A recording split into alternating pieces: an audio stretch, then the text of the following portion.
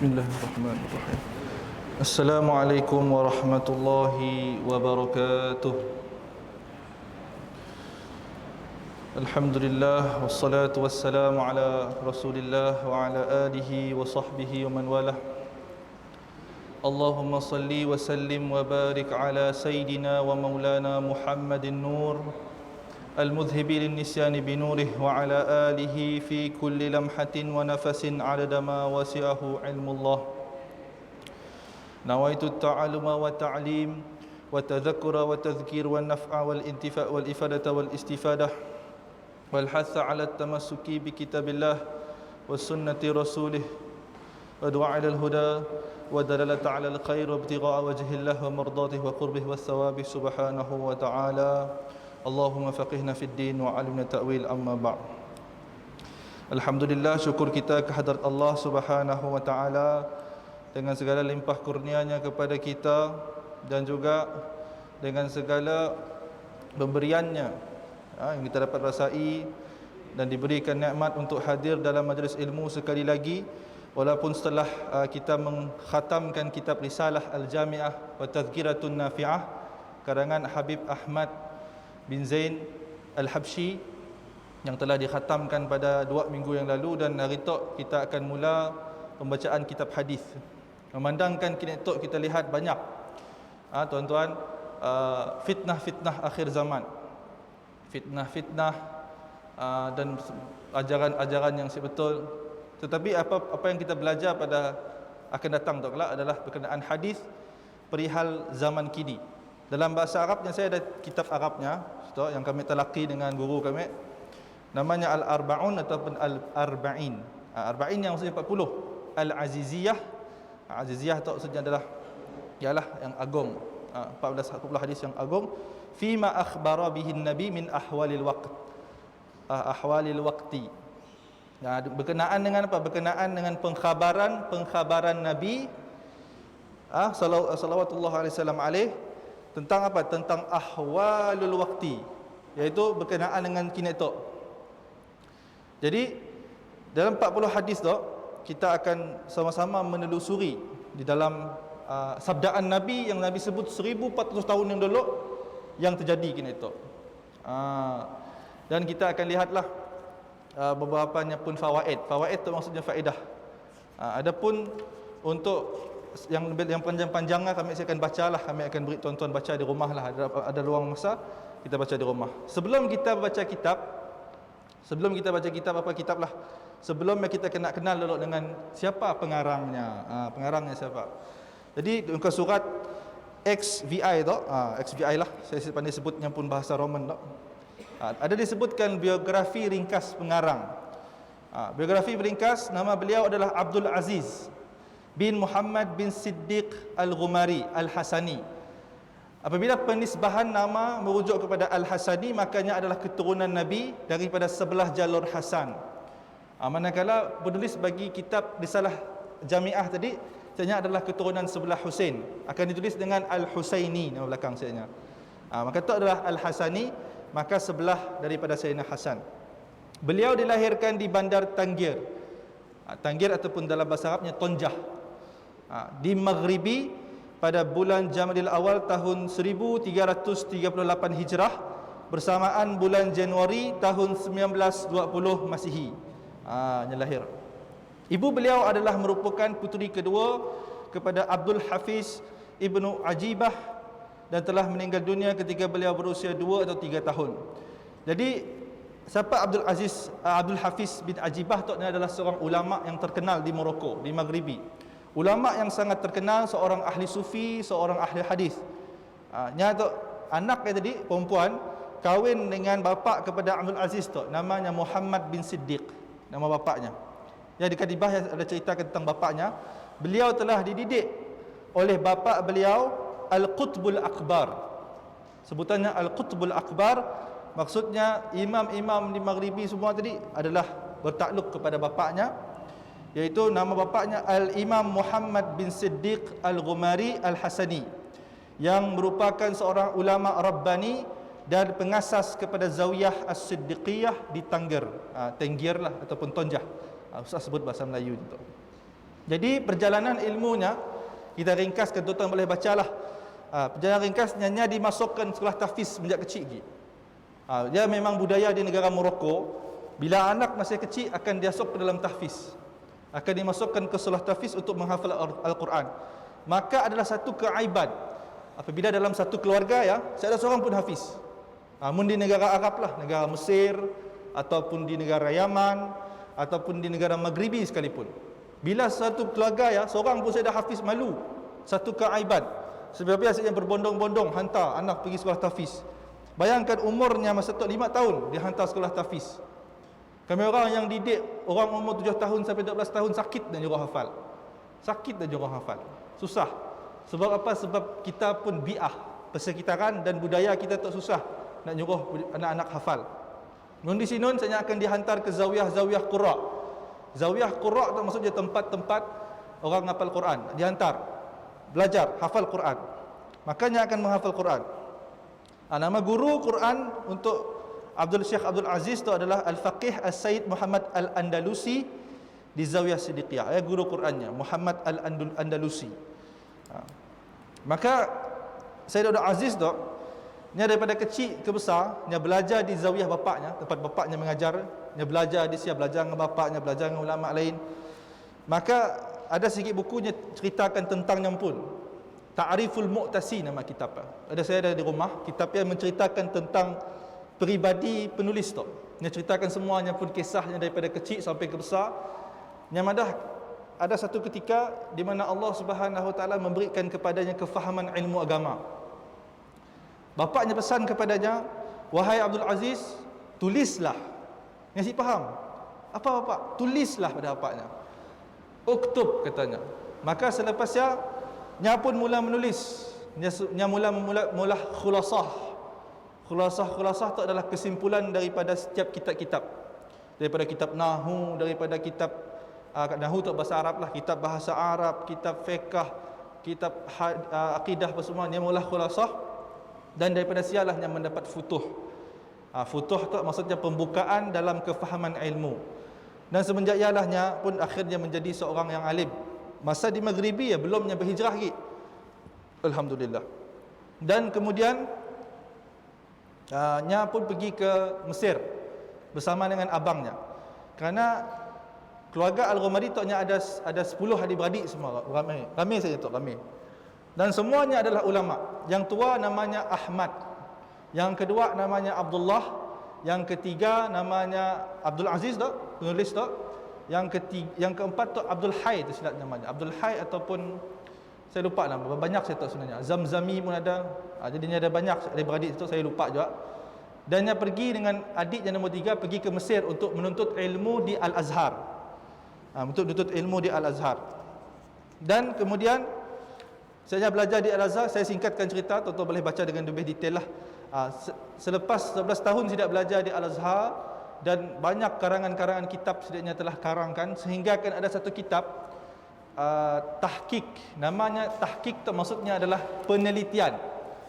Kerja penelitian hadis, yang mana tadi satu buku ya, yang akan semak sikit-sikit hadis ya. Semak. Jadi pernah dipolah oleh Syekh Abdul Aziz tu. Syekh Abdul Aziz tu yang pernah mentahqiq satu kitab hadis namanya Sunan Ibnu Majah. Nama kitab hadis ya. Tetapi kitab hadis yang dicetak cuma disimpan sebagai manuskrip di Universiti Al-Azhar. Yang cerita di dalam kitabnya sendirilah, yang pernah diamanahkan oleh Syekh Al-Azhar pada zamannya, pada zaman 1940. Dan akhirnya dia menjadi seorang yang sangat alim dalam ilmunya, sehinggalah dia balik ke Maghribi setelah 12 tahun di Mesir. Makanya pun mendalami ilmu hadis. Di sialah yang mula mendalami ilmu hadis. Ilmu hadis ibarat tadi, dalam ilmu hadis tu banyak kepada pengkajian sanad tu namanya. Sanad. Itu kita akan belajar sedikitlah tentang macam ni hadis tu. Hadis tentang istilah hadis semua. Tapi kita akan detail sebab ilmu hadis tu satu ilmu yang sangat berat untuk dipelajari. Sebiarlah hukumnya fardu kifayah untuk kita belajar. Mun diwajibkan kepada semua orang belajar ilmu hadis, sangat berat. Jadi ilmu hadis tadi adalah satu ilmu untuk kita mengenal hadis yang sahih ataupun hadis yang hasan atau hadis yang dhaif. Ia adalah peranan dalam ilmu hadis yang dinamakan sebagai mustalah hadis, ilmu mustalah hadis. Jadi ketika mana ilmu mustalah hadis tu kita pelajari, maka kita dapat menentukan hadis tak sahih ataupun sahih dengan kita mengkaji nama rawi-rawinya. Rawi tak siapa lagi? Rawi tak adalah nama-nama di sebalik hadis ya. Contohnya di dalam hadisnya akan ada nama-nama. Contohnya an Malik daripada Malik mendengar daripada Ibnu Syihab. Ibnu Syihab mendengar daripada Abu Umamah. Abu Umamah mendengar dari Ibnu Sahal. Ibnu Sahal mendengar daripada Abdullah bin Abbas, dan Abdullah bin Abbas mendengar daripada Khalid bin Walid. Dengar, dan yang namanya sandaran hadis. Bila mana zaman sahabat dulu, bila orang bercerita tentang hadis, makanya akan tanya, samuna rijalakum, sebutkan nama-nama perawi tu, nama-nama yang kau dengar daripada siapa tu. Mun namanya majhul ataupun si dikenali, maka derajat hadis dia akan gugur. Maka derajat hadis dia akan gugur, akan jatuh. Sebenarnya ada pembahagian hadis, pembahagiannya. Yang dinamakan sanad tu adalah sandaran ataupun rangkaian perawi. Rangkaian perawi. Jadi dalam ilmu hadis. Dan dalam satu ilmu hadis tu memang dikuasai oleh beberapa orang aja yang di dunia tu. Memang ada pensyarah hadis semua, tapi yang benar-benar menguasainya adalah abang kepada penulis tu, namanya Ahmad bin Siddiq Al-Ghumari. Sampai tahapnya jadi seorang mujtahid mutlak tu, maksudnya bukan mujtahid mutlak, salah. Dia menjadi mujtahid mazhab lah ketika hidupnya, yang menghafaz banyak hadis. Kerana orang yang menghafaz hadis tu sebenarnya dapat kedudukan yang tinggi, di mana yang pertama adalah Al-Hakim, gelaran untuk orang yang menghafal lebih daripada 300,000 hadis. 300,000 Al-Hakim. Siapa saya tahu adalah Imam Bukhari, Imam Muslim, siapa lagi? Imam Nasai, Imam Ahmad bin Hanbal. Mereka semua tu adalah Al-Hakim, yang digelar sebagai orang yang menghafal hadis 300,000 ke atas dan menguasai ilmu hadis. Dan seterusnya adalah Al-Hujjah, nama gelaran Al-Hujjah. Dan kedua tu Al-Hujjah tu adalah orang yang hafal hadis 300,000 hadis ke bawah. Yang Al-Hakim 300,000 ke atas tu 300,000 ke bawah, Al-Hujjah. Manakala Al-Hafiz pulangnya menghafal 100,000 hadis. Al-Hafiz 100,000 hadis. Jadi yang kita dengar orang nama-nama orang tu, Ustaz Muhammad Hafiz, Al-Hafiz. Bila Al-Hafiz di belakang, yang maksudnya yang hafal Quran lah. Tapi mun Al-Hafiz saya letak di depan, Al-Hafiz bin Siddiq Al-Ghumari. Al-Hafiz yang maksudnya yang menghafal 100,000 hadis. Bila ada gelaran nama depannya Al-Hafiz. Setiap ulama-ulama dulu ada gelaran Al-Hafiz. Tanda-tanda saya yang menghafal 100,000 hadis. Benda tu macam kita dengar macam ni yang hafal 100,000 hadis ya. Terfikir juga kita kan, macam ni yang hafal 100,000 hadis. Jadi kadang-kadang kita pun terfikir, macam ni saja boleh menghafal betapa banyaknya ilmu hadis. Dari saya menunjukkan betapa bersihnya hati para ulama dulu, mampu menghafal beribu-ribu. Kita 40 hadis belum tentu, tuan-tuan. Malam tu kami suruh hafal 5 hadis pun semua si jadilah ustaz. Si jadi kami hafal. Nak ngapal pun susah. Jadi menghafal 40 hadis pun susah. Ni kan kita nak ngapal 10,000 hadis. Jadi bila kita lihat Al-Hafiz, ada bawah lagi namanya Al-Muhaddis. Top paling common zaman kita masih ada. Al-Hafiz dah saya dah lagi dah. Para ulama sepakat Al-Hafiz pada zaman kita saya dah lagi dah. Zaman kita dah saya lagi Al-Hafiz. Cuma yang ada adalah Al-Muhaddis. Bukan hadis komputer, bukan muhaddis, tak muhaddis dengan sa, huruf sa, muhaddis. Bila muhaddis tu maksudnya adalah seorang yang boleh menguasai dalam ilmu jarah wa ta'dil, dan ilmu jarah wa ta'dil itu adalah ilmu mengenal sakit dalam hadis ya. Dan ilmu dirayah dan riwayah, dia boleh mengetahui dua-dua. Dia adalah muhaddis. Jadi tok yang guru saya sebutlah masa saya mengaji kitab tok dulu, al-muhaddis zaman kini tok nyampun orang nunggah syaratnya. Syarat mau jadi muhaddis tok paling kurangnya kena hafal 10,000 hadis. Siapa mau jadi muhaddis bolehlah try hafal 10,000 hadis. Saya asyik terkabir nak hafal banyak. Jadi al-muhaddis, dan kemudiannya al-musnid yang paling bawah. Itu gelaran dalam martabat ilmu hadis. Yang paling bawah tu al-musnid. Al-musnid tu maksudnya orang yang menghafal sanadnya sampai ke atas. Contoh tadi sanad saya meriwayatkan daripada guru saya meriwayatkan daripada gurunya sampailah ke Nabi, maka orang yang menghafal seluruh sanadnya dan matan hadis digelar sebagai al-musnid.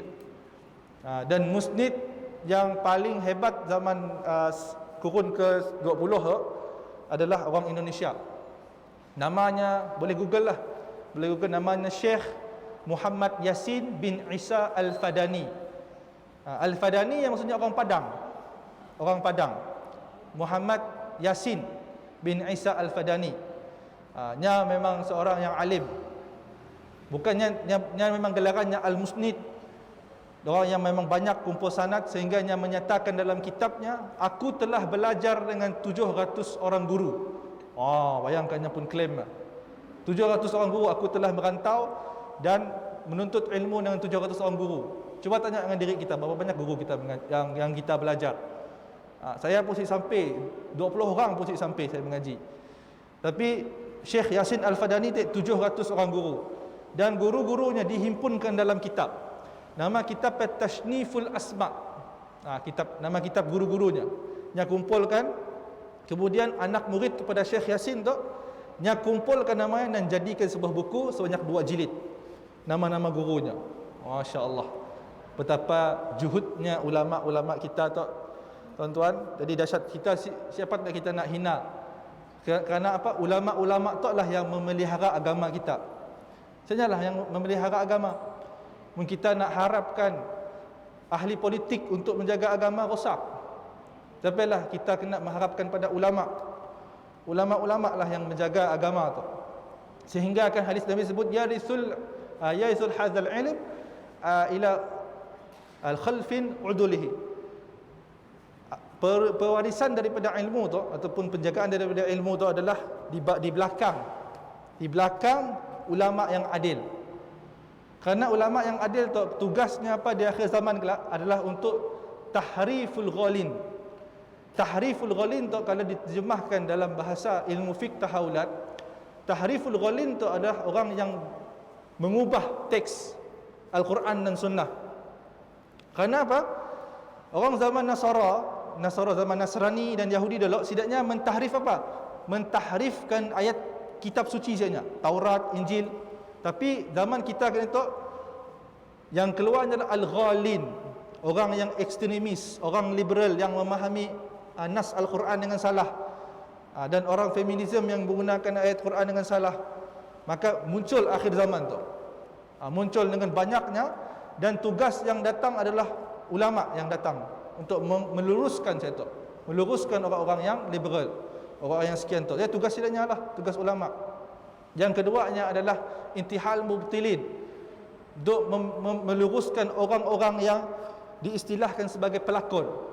Pelakon apa? Bukannya pelakon filem, pelakon dalam sudut agama tu, yang menggunakan agamanya untuk apa? Untuk menjual, untuk mendapatkan dunia. Pagi siang pakai serban, malam tiba-tiba jadi perompak. Macam contohnya.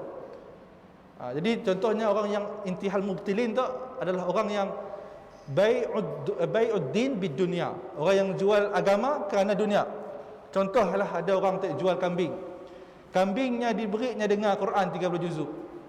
Kayaknya dakwah, kambing tu mun tuan-tuan beli, tuan-tuan makan dagingnya enak sungguh. Mun makan jadi hafiz Quran sebab hari-hari dengar ayat Quran. Maka dia jual agama. Maka kambing 30 juzuk katanya. Dah keluar dah iklan. Dapat idea orang dalam live tu. Boleh polah tak? Maka ia adalah perbuatan yang dakwaan yang palsu macam ni adalah batil, dosa. Haram hukumnya. Kerana apa? Kerana mengambil keuntungan dengan dakwaan palsu. Dakwaan palsu. Maka sisi boleh. Walaupun kismis, ada orang guna kismis lah, kismis minda. Kismis minda okeylah. Jangan kita claim terlalu over. Klaim tadi, Kimis minda 30 juzuk, siapa makan jadi pandai. Jadi pandai. Mungkin yang bukan sebabnya makan yang pandai, tapi disebabkan oleh doa orang tua. Wallahu alam lah. Tapi kita sih boleh nak melampau-lampau dalam dakwaan, kerana makin lama makin banyak orang menggunakan cara untuk tarik orang, pancing orang dengan agama. Sikit-sikit tadi, tu adalah kambing 30 juzuk. Kalah kambing wagyu kata orang. Daging wagyu. Murah lagi daging wagyu tadi. Kambing 30 juzuk Quran tu rega sekok 1000 dah habis. Mahal. Maka sebab ialah pentingnya tadi ulama tu yang meluruskan orang-orang yang macam tu tadi. Orang-orang yang menggunakan agama untuk mendapatkan dunia. Dan yang ketiga ia adalah Allahumma salli ala Sayyidina Muhammad, dalam hadis sebut ta'wilul jahilin. Ta'wilul jahilin. Yang ini maksudnya adalah orang-orang yang mutakabbir. Walaupun jahilin tak maknanya adalah orang yang bodoh. Tapi orang yang bodoh tu bukan bodoh saja, tapi bodoh yang mutakabbir, yang takabur. Yang dinamakan Nabi dengan Ruwaibidah. Kelak kita akan baca dalam hadis tu tentang hadis Ruwaibidah. Siapakah Ruwaibidah tu? Kelak kita akan jumpa dalam hadis tu, dalam buku tu ada disebutkan. Yang mana orang yang takwilul jahilin tu, orang yang menggunakan nas agama ataupun hujah-hujah agama sesuka hati, mentakwilkan sesuka hati, menggunakan hujah firasat, hujah mimpi, hujah nombor dan sebagainya.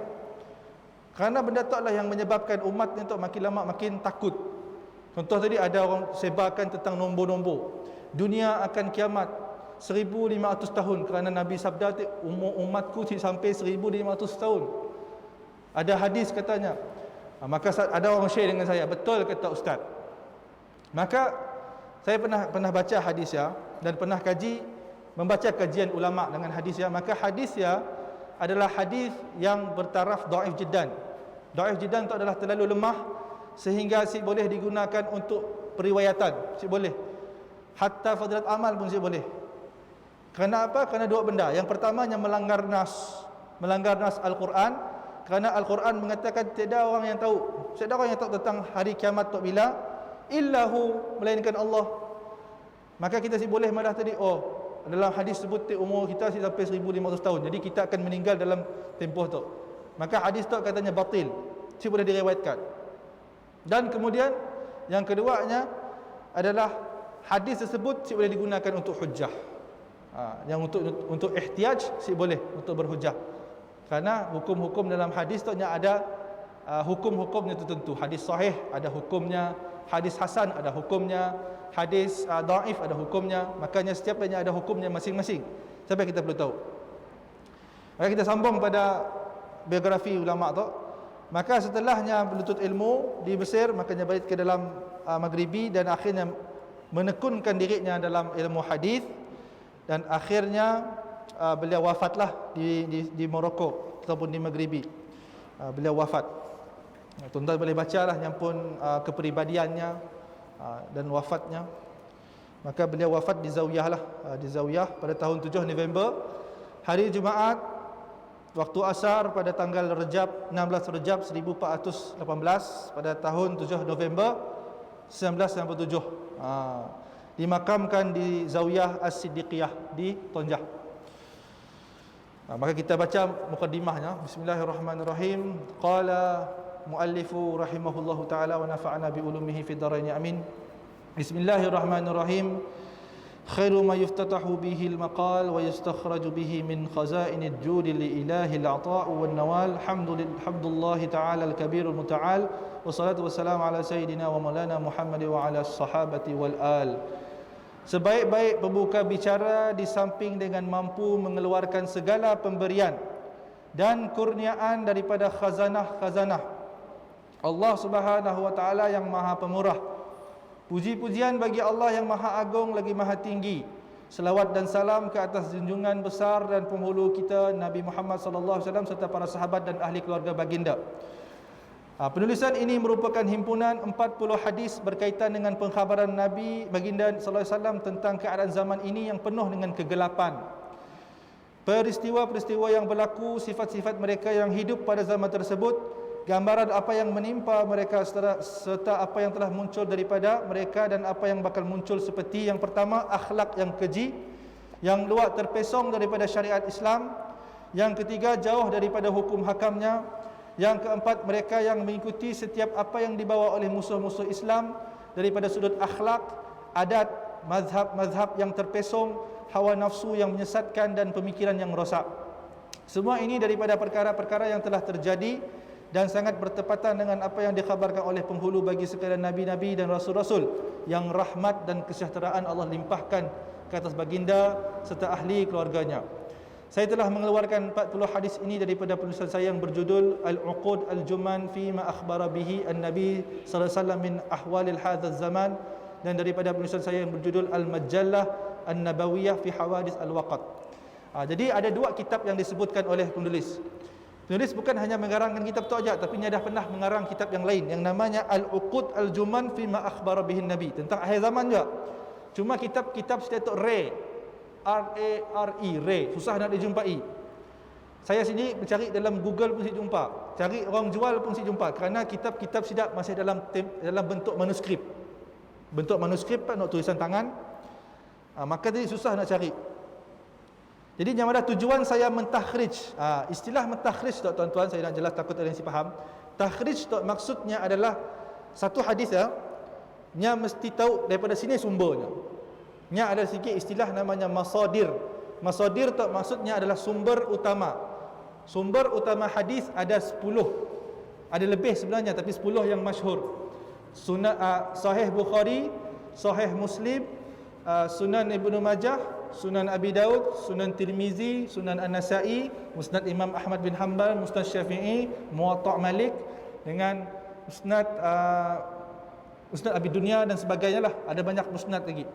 Jadi itu namanya masadir, sumber dalam ilmu hadis. Maka itu adalah ulama-ulama yang mengumpul. Maka tugas para ulama tu, bila mana ada kitab, ada hadis, maka tugas tidak mentakhrij. Yang namanya mentakhrij. Mentakhrij tu mengeluarkan hadis tu dan dikaji dan dituliskan sumbernya di sini. Sebab ialah bila kita lihat dalam khutbah hadis riwayat An-Nasai, ayatnya takhrij namanya, takhrij daripada hadis tu, yang namanya ilmu takhrij. Siapa yang mengatakan tujuan saya mentakhrij dan jamak tu, iaitu menghimpunkan dan mengasingkan hadis-hadis dalam penulisan ini adalah bagi memudahkan hadis-hadis ini dihafal. Nak asingkan hadis-hadis tu daripada kitab banyak, diasingnya jadi sikit, dihimpunkan. Dihimpunkan kerana apa? Mudah dihafal. Orang zaman dulu mudah hafal lah. Mungkin kita merasa nak hafal boleh, tapi merasa susah, siapa? Dimaafkan. Hafal hadis 40 lagi okey, hadis 40 Imam Nawawi. Ataupun boleh baca Mukhtarul Hadis, yang lebih ringkas hadisnya. Hadis dalam tu panjang lah. Mun rasa boleh hafal lagi baguslah. Makanya keluarkan tadi supaya dapat diambil manfaat. Perkara ini telah diabaikan oleh ahli ilmu, apatah lagi selain mereka, katanya. Ahli ilmu pun dah mengabaikan benda tu. Makanya kata tadi, orang yang bukan ahli ilmu apatah lagi, memang saya ambil pot teruslah benda tu. Makanya pun mula pengkajian dalam mengkaji dan memberi perhatian berkenaannya serta menjelaskannya kepada umat Islam. Walhal perkara ini adalah merupakan perkara yang perlu diambil perhatian dan diluangkan masa untuk menghimpunnya, mensyarah dan menjelaskannya. Memang ambil masa, tuan-tuan. Kita nak gumpul hadis hadis saja kita bayangkan dalam satu kitab hadis ada Sahih Bukhari, silap saya ada 4,000 hadis. 4,000 hadis dalam sikit kitab. Belum campur dengan Muslim, belum campur dengan Musnad Imam Ahmad bin Hanbal. Ada 140 hadis, 140,000 hadis salah. Jadi kita mau cek sikit, makan masa, tuan-tuan. Bayangkan tugas ulama kerjanya, ada kerjanya. Sebab ialah guru saya kata, dia pernah tanya soalan dengan kami orang, siapakah manusia di dunia tu yang paling banyak berselawat, katanya. Orang mesti lama diam, siapa? Jadi jawapannya adalah orang yang mengkaji hadis, katanya. Kerana apa? Setiap kali dia baca hadis, qala an-nabiy sallallahu alaihi wasallam, qala an-nabiy sallallahu alaihi wasallam, setiap kali dia baca hadis dia berselawat. Bayangkan dalam sehari dia baca 140,000 hadis. 100,000 hadis, 10,000 hadis seharinya selawat 10,000 kali, 100,000 kali. Jadi siapalah orang yang mendalami ilmu hadis tu mendapat kedudukan yang tinggi di sisi Allah. kerana seringkan berselawat. Jadi bila mananya mengambil masa ya, dan mengambil masa untuk mensyarahkan lagi hadisnya dan mentakhrijkan lagi, maka memang banyak kerja lah. Jadi para ulama hadis telah memberikan sepenuh perhatian mereka terhadap hadis-hadis akhir zaman dan menghimpunkannya dalam sebuah tulisan khusus seperti yang dilakukan oleh Nu'aim bin Hammad. Nu'aim bin Hammad tu guru kepada Imam Bukhari. Imam Bukhari gurunya Nu'aim bin Hammad. Pasal Abu Syekh bin Hayyan, Abu Amr Ad-Dani dan selain mereka dari kalangan ahli hadis. Tu ahli hadis yang hidup pada kurun yang keempat, ketiga, empat, lima. Lama dulu kurun ketiga, empat, lima Hijrah. Sangat jauh dengan kita. Mereka pun sudah mengumpulkan hadis akhir zaman, tetapi tidak si syarah. Kerana apa? Kerana hadis ya tidak si faham. Kerana benda yang belum berlaku depan mata. Ketika mana Nabi SAW tu dibukakan hijabnya untuk melihat benda-benda yang berlaku pada zaman macam orang dah future, nya si tahu macam nak sampaikan dengan para sahabat. Contoh ada satu hadis dalam tu kelak yang cerita yarkubun manzur, akan datang akhir zaman kelak, manusia-manusia pada zaman tu kelaknya akan naik satu kenderaan yang markub. Markub tu adalah kenderaan yang dipandang orang. Dipandang orang suka dengan kereta. Betul sih orang ni tak suka dengan kereta. Orang suka, kacak kereta tu kacak BMW tu suka orang. Ya Nabi sebut tadi yarkabun manzur, dia naik satu kenderaan yang diperhatikan oleh orang. Maka Nabi dah sebut, para sahabat dengar hadisnya, apa yarkabun manzur tu? Kita fikir tidak siapa gambarkan. Apatah lagi ulama-ulama kemudian baca hadis tu, tidak riwayat tapi tidak si faham. Sebab ialah bila kita nanggah zaman akhirnya berubah, sebab ialah timbul satu ilmu baru namanya fiqhu tahawulat. Al-fiqhu at-tahawulat. Maksudnya kefahaman tentang peredaran zaman, transformasi. Bila mana hadis Nabi sebut dulu nya dah berlaku dah dalam pandangan Nabi. Kerana Nabi tadi disebutkan dalam hadis, Allah Subhanahu Wa Taala atla alayya. Allah telah membukakan kepada aku tu melihat dunia tak seakan-akan aku melihat tapak tangan tu. Nabi pun pandangan lah. Seperti mana kita lihat telefon nak, kita nanggah map ke semua nak. Nabi dulu dah nanggah ke tangan je. Dah nanggah ada apa yang berlaku dahnya. Sampai disebutkan dalam satu kitab yang abangnya karang mengatakan tadi pada zaman akhir zaman kelak orang akan bercakap menggunakan satu wayar padanya, satu tali. Apa tali ya? Tu hanya mikrofon tu. Hadis ya dhaif, tapi bila mana dikatakan oleh guru saya, bila hadis dhaif sekalipun, bilanya jadi benar pada zaman itu, maka hadis ya automatically terangkat jadi sahih. Karenanya berlaku. Yang berarti ada pembesar suara yang digunakan oleh orang zaman itu. Maka hadisnya berlaku. Menunjukkan betapa hebatnya Nabi SAW. Di samping itu, mereka juga mengasingkan satu bab yang khusus berkenaan dalam penulisan mereka seperti kitab-kitab sahih. Sahih itu adalah dua aja, Sahih Bukhari dan Sahih Muslim. Dan kitab-kitab sunan. Sunan tadi yang saya sebutlah, Sunan Abi Daud, Sunan Tirmizi, Sunan An-Nasa'i, Sunan Ibnu Majah. Seumpama yang dilakukan oleh Imam Bukhari dan Muslim dalam kitab sahih mereka. Setiap daripada mereka telah mengasingkan satu bab yang khusus berkenaan hadis-hadis al-fitan. Hadis fitan adalah yang disebutkan fitnah akhir zaman. Apa yang telah dikhabarkan oleh baginda Nabi berkenaan keadaannya, tanda-tanda kiamat yang akan muncul pada umat ini seperti kesesatan, perkara-perkara bid'ah dan kemungkaran yang bercanggah dengan syariat. Jadi kita berhenti stop dulu lah. Jadi berhenti stop dulu.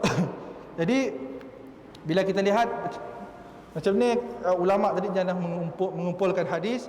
Begitu juga dengan ulama-ulama sebelumnya.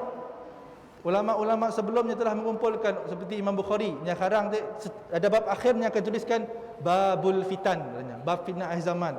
Imam Muslim pun pula benda yang sama, babul fitan. Maka pada zaman dulu pun sebenarnya dah ada menuliskan tentang fitnah akhir zaman, dikhususkan pada sikit bab. Dan kemudian disyarahkan oleh ulama-ulama kemudian, Tapi ulama-ulama yang terkemudian tu tidak syarahkan detail sebab apa? Kurang pemahaman tentang hadis. Bukan si pandai dalam bidang hadis, cuma sidaknya nampak waqi'. Waqi' itu adalah realiti hadis yang tidak belum dapat lagi. Sebenarnya satu hadis tu yang Nabi sebut tentang Syam tu kelaknya akan berlaku perperangan dengan permainan laibul atfal, permainan kanak-kanak. Dan diceritakan oleh Ustaz Said, orang yang pakar dalam fiqh tahawulat tu, maka ketika di Syria ketika di media sosial sedang viral yang mana tadi, nahnu sya'bu Syam, kami adalah pemuda Syam. Maksudnya tadi slogan untuk Sya'bu Syam tu, pemuda Syria, adalah untuk melakukan spring Arab, untuk menggalakkan orang tadi untuk menggulingkan Bashar Assad ketika Maka pihak sekolah tu setidaknya tu ikut aja trend lukis di dinding tadi, kami adalah pemuda Syam jatuhkan Bashar Assad, pihak sekolah. Dan akhirnya ditangkap oleh tentera ataupun polis Syria masa ditangkap dan sebenarnya diseksa di dalam tahanan, sehingga kan keluarga tu keluar mau minta anak sidak balik. Dah sibah je kau ambil anak kau tak, pola anak baru je padahnya, anak tu orang simpan dalam tahanan padahnya. Maka setelah dipolah macamnya, maka rakyat pun semakin marah dengan Bashar Assad, dengan kejamannya dan sebagainya. Maka situ adalah maksud tadi berlakulah perang, pertemuan di antara rakyat dengan pemerintahan Bashar Assad. Siapa yang menang? Sudah tentulah Bashar Assad, yang ada tentera-tenteranya. Jadi Nabi dah sebutkan tentang tu. Nabi sebut apa? Fa in adraktahu, dahnya mun kau jumpa pada zaman tu, kau ada di sia pada zamannya, faltakun hajara, katanya, jadilah batu, wala takun min fariqain, janganlah kau jadi di antara dua kumpulan. Jangan jadi kumpulan Bashar Assad, jangan jadi kumpulan yang menentang Bashar Assad. Sebab apa? Sebab akan mati. Nabi sebut apa? Faltakun hajar, jadilah batu. Maksudnya apa dalam jadilah batu tu? Jangan masuk campur di antara kedua belah pihak tu. Sebab apa? Sebab dalam kelompok yang sikit tu pun setidaknya ada ekstremis. Ada ekstremis tadi suka melawan, suka berperang, suka ambil rakyat berperang. Dan situ adalah ada ideologi ISIS pada zamannya. Dan akhirnya yang mati siapa? Rakyat. Yang susah siapa? Rakyat. Ulama pun dibunuh pada masa yang sampai dah Nabi dah sabda dah pada 1400 tahun yang lalu. Menunjukkan betapa dahsyatnya hadis Nabi suruh kita untuk jadi batu. Dan ada banyak lagi kita akan kongsikan kelak pada buku tu, insya-Allah. Moga-moga kita dapat istiqamahlah dalam membaca kitab 40 hadis perihal zaman kini. Jadi insya-Allah kita akan sambung pada minggu hadapan.